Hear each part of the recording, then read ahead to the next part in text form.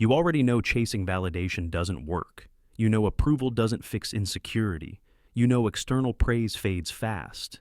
And yet, you still crave it. A message back, a compliment, a like, a sign you matter.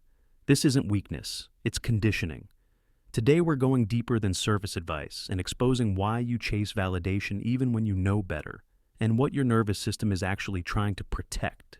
1. Validation is how you learned safety. At some point, approval became survival.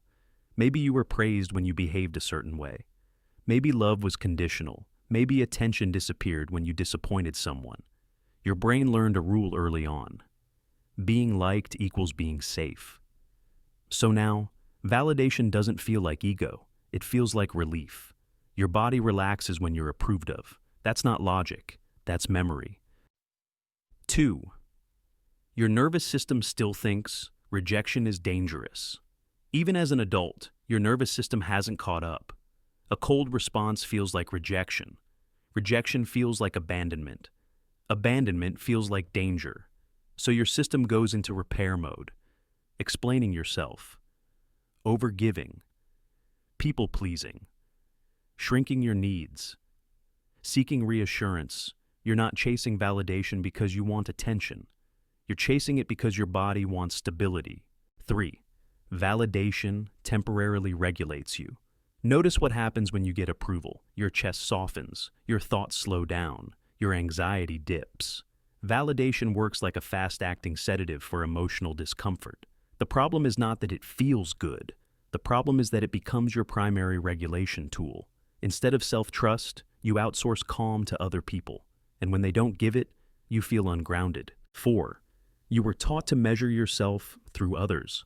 Somewhere along the way, your internal compass broke. Instead of asking, "Does this feel right for me?" you ask, "Will this be accepted?" Instead of self-reference, you use external reference. That's why praise feels addictive and silence feels unbearable. You're not unsure of yourself because you lack intelligence. You're unsure because you were trained to look outward for permission. 5. Validation feels like proof. You exist. This is the part no one talks about. When validation disappears, it doesn't just hurt your confidence, it triggers emptiness. Because attention once meant, "I see you, I acknowledge you, you matter." So, when it's gone, your nervous system asks, "Do I still exist in this space?" That's not drama, that's unmet emotional witnessing. 6. Why knowing better isn't enough. You can intellectually understand all of this and still crave validation, because insight doesn't rewire reflexes. Your body learned this pattern long before logic showed up. That's why self-help advice like, "just stop caring," never works. You're not dealing with a mindset issue. You're dealing with a regulation pattern. 7. How validation loses its power. You don't stop chasing validation by rejecting it. You stop by building internal safety. That looks like letting discomfort pass without fixing it, staying present when approval is missing, grounding yourself instead of seeking reassurance, choosing alignment over acceptance, learning to self-soothe instead of self-abandon. When safety comes from inside, validation becomes optional. Nice, but not necessary. You don't chase validation because you're insecure. You chase it because it once kept you emotionally safe. And now that you understand that, you can stop betraying yourself to feel okay. If you want more deep psychology like this, subscribe to Under the Psyche.